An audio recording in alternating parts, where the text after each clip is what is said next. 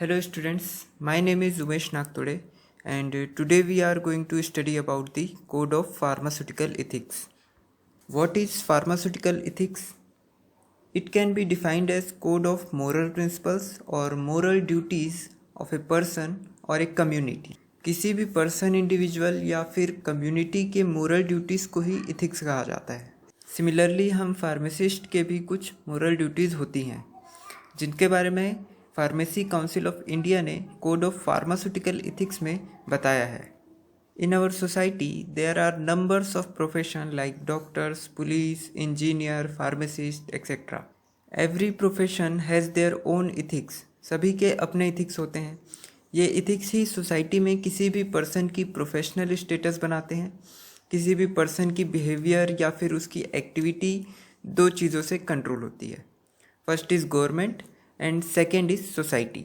Government laws बनाती है, कुछ रूल्स एंड रेगुलेशंस बनाती है ताकि एवरी पर्सन, इंडिविजुअल के बिहेवियर और उसके एक्टिविटी को कंट्रोल कर सके।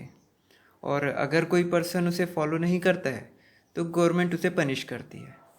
वहीं दूसरी तरफ सोसाइटी भी कुछ रूल्स बनाती है, अपने नॉर्म्स बनाती है, जिससे कोई पर्सन, इंडिविजुअल ये डिसाइड करता है कि क्या सही है और क्या गलत है। इन नॉर्म्स या रूल्स को फॉलो नहीं करने पर हमें कोई पेनल्टी नहीं देनी पड़ेगी, कोई हमें पनिश नहीं करेगा, लेकिन फिर भी सोसाइटी के लिए, सोसाइटी में रहने के लिए हम इन रूल्स को फॉलो करते हैं। और जब हम इन रूल्स या नॉर्म्स को लंबे समय तक फॉलो करते रहते हैं तो ये रूल्स हमारे इथिक्स में डेवलप हो जाते हैं। फॉर एग्ज़ाम्पल, हमें बचपन में सिखाया जाता है कि हमें हेल्पिंग हैंड होना चाहिए, सभी की हेल्प करनी चाहिए। और जब हम बड़े हो गए हैं अब, तो यही लेसन्स हमारे लिए इथिक्स में कन्वर्ट हो गए हैं। हमें पता है कि किसी की हेल्प ना करने से हमें कोई पनिश नहीं करेगा, ना ही हमें कोई पेनल्टी देनी पड़ेगी, लेकिन फिर भी हम सबकी हेल्प करते हैं। This is what we call ethics. Ethics को और बेहतर तरीके से समझने के लिए हम लॉ और इथिक्स को कंपेरेटिवली स्टडी करेंगे। ओके, यहाँ पर दिया हुआ है, law is the set of rules and regulation whereas ethics is the code of moral principles or moral binding that reflect conduct, behavior and character of an individual। इसका मतलब है set of rules and regulations he law है जिसका नियमबद्ध तरीके से हमें पालन करना होता है। वहीं जो इथिक्स है वो हमारे मोरल प्रिंसिपल है ना, जिसका हमें किसी नियमबद्ध तरीके से पालन नहीं करना होता है। ये हम पर डिपेंड करता है कि हम इसे फॉलो करते हैं या नहीं करते हैं। यहाँ पर कोई भी मैंडेटरी रिस्ट्रिक्शंस नहीं होते हैं। ओके, सो आई थिंक आप लोगों को इथिक्स टर्म जो है वो क्लियर हो गया होगा। हमारे फार्मेसी प्रोफेशन में इथिक्स की बहुत वैल्यू है, क्योंकि यही फार्मासिस्ट इंडिविजुअल या फिर फार्मासिस्ट कम्युनिटी के बिहेवियर, कैरेक्टर या फिर स्टेटस ऑफ फार्मेसी प्रोफेशन को रिप्रेजेंट करता है। Code of pharmaceutical ethics is formulated bye PCI, pharmacy council of India, for the guidance of Indian pharmacist. So here we will study that what are the responsibilities of an Indian pharmacist in relation to his job. Okay, in which first is premise of pharmacy. Premise of pharmacy should be well maintained, like it should reflect your professional character. इसका मतलब है हमारा drug house जो है ये ऐसा होना चाहिए जो हमारे प्रोफेशनल कैरेक्टर को रिफ्लेक्ट करे, like well maintained counter, well maintained shelf, storage area, dispensing area. ये सारी चीज़ें मिलकर कस्टमर के माइंड में एक प्रोफेशनल इमेज क्रिएट करती है। Along with this we should be very careful during dispensing and supply of medicaments. किसी भी प्रकार के पर्सनल या टेक्निकल एरर्स को हमें अवॉइड करना चाहिए। Similarly accidental contamination should be avoided during the compounding. Okay, next is handling of prescription. Here we will study that what are the responsibilities of a pharmacist during handling of prescription, in which first is discussion or comment. Pharmacist को unnecessary discussion या फिर comment को avoid करना चाहिए। We cannot give our opinion about the merits or demerits or therapeutic efficacy of the drug. Next is expression. While handling the prescription, the expression of the pharmacist should be neutral. हमें अपनी facial expression को change नहीं करना चाहिए, because changing of facial expression can distract the patient then the query of the patient should be answered very carefully. Then next is the permission of the prescriber. Whenever we have to add, omit or substitute any of the drug in prescription, we always have to take permission from the prescriber. Without the permission of prescriber हम किसी भी drug को add, omit या फिर substitute नहीं कर सकते. Then correction. अगर हमें लगता है कि कोई ड्रग या फिर कोई डायरेक्शन प्रिस्क्रिप्शन में गलत दिया हुआ है, तब हमें करेक्शन खुद ना करके प्रिस्क्राइबर से कंसल्ट करना चाहिए. We can not make any correction our self without consulting the prescriber. Okay, and we should always follow the direction and instructions of the prescriber. Here we have handling of drugs. Drugs and medicine should be of standard quality. मतलब हमें जो भी medicine अपने drug house में रखनी है वो सारी स्टैंडर्ड क्वालिटी की होनी चाहिए, अप्रूव्ड होनी चाहिए. We should avoid the supply of spurious और सब standard preparations.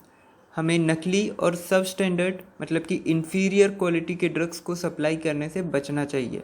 And we should be very careful during dispensing of drugs. Then next is apprentice pharmacist. अगर कोई अप्रेंटिस फार्मासिस्ट हमारे अंदर ट्रेनिंग ले रहा है तो एज ए चीफ फार्मासिस्ट हमारी ये रिस्पॉन्सिबिलिटी बनती है कि हम उस अप्रेंटिस फार्मासिस्ट को फुल फैसिलिटीज़ प्रोवाइड करें ड्यूरिंग हिज लर्निंग और training. And while certifying that pharmacist we should be sure that apprentice pharmacist has acquired sufficient skills and knowledge about the drug house. अगर हमें लगता है कि apprentice pharmacist is under qualified या फिर उसने sufficient skills gain नहीं की है तो हम उसे सर्टिफाइड नहीं करेंगे किसी भी कंडीशन में. आफ्टर दैट हम देखेंगे कि फार्मासिस्ट की ट्रेड के रिगार्डिंग क्या कुछ रिस्पॉन्सिबिलिटीज़ होती है. In which first is fair price.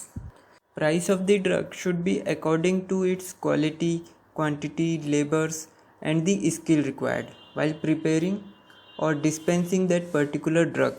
Okay, हमें कंज्यूमर से किसी भी प्रकार की फिजूल की टैक्स या फिर कर वसूल नहीं करनी चाहिए.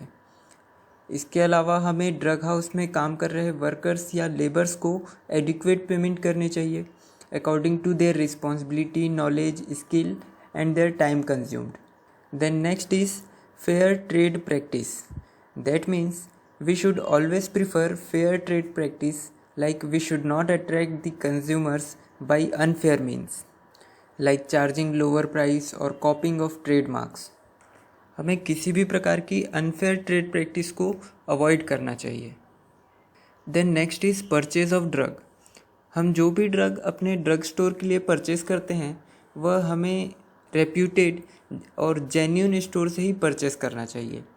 मार्केट में बहुत सारे फ्रॉड डीलर्स और डिस्ट्रीब्यूटर्स होते हैं, हमें इनसे ड्रग परचेस करने से बचना चाहिए. इसके अलावा हमें कंज्यूमर को किसी भी स्पूरियस या फिर सब स्टैंडर्ड प्रिपरेशन को परचेस करने के लिए इंकरेज नहीं करना चाहिए. Okay, then next is advertising and display. We should avoid this such advertisement that contains any misleading statement. Okay, गुमराह करने वाली या 100% थेरेप्यूटिक इफ़ेक्ट देने वाली एडवर्टाइजमेंट से हमें बचना चाहिए, क्योंकि किसी भी ड्रग का थेरेप्यूटिक इफ़ेक्ट सभी के बॉडी पर सेम नहीं होता, ये पर्सन टू पर्सन वेरी करता है. आफ्टर दैट हम देखेंगे कि what are the responsibilities of the pharmacist in relation to his medical profession, in which first is professional limitation. We should not make any secret contract or agreement with medical practitioner. Other than this, we cannot even recommend the medical practitioner to the patient. We cannot diagnose any disease nor prescribe the medicines. We should avoid prescribing medicines ourselves. Okay? Other than this, we can provide first aid treatment to the victims of the accident or any emergency. मतलब हम emergency में accidental victim को first aid treatment दे सकते हैं, लेकिन किसी disease को diagnose करना और मेडिसिन प्रिस्क्राइब करना हमारा काम नहीं है. We should avoid this things. After that we have link with public. We all know that pharmacist is link between the patient and the medical practitioner, so he must be updated with the modern development in the field of pharmacy practice और medical practice. He must have to be expert in the field of pharmacy. he should educate the public about the new dosage form, their efficiency, and also about the side effects of the drug. And at last we have the responsibilities of pharmacist in relation to his profession. Pharmacist को हमेशा pharmaceutical field में होने वाले laws and ethics के बारे में पता होना चाहिए. It is very necessary to have fair knowledge of laws. Pharmacist should cooperate with his colleagues and fellow pharmacists. Okay, in order to update his knowledge, pharmacist should associate with the organizations from where he or she will be able to know about the amendment, development and updation in the field of pharmacy. Okay, so this is all about the pharmaceutical ethics, in which we studied that what are the responsibilities of the pharmacist in different sector. So I think it is clear to you all that what is pharmaceutical ethics, and I hope that you will follow the ethics that we have studied today in pharmaceutical ethics. Okay, thank you so much for watching this video and have a very nice day.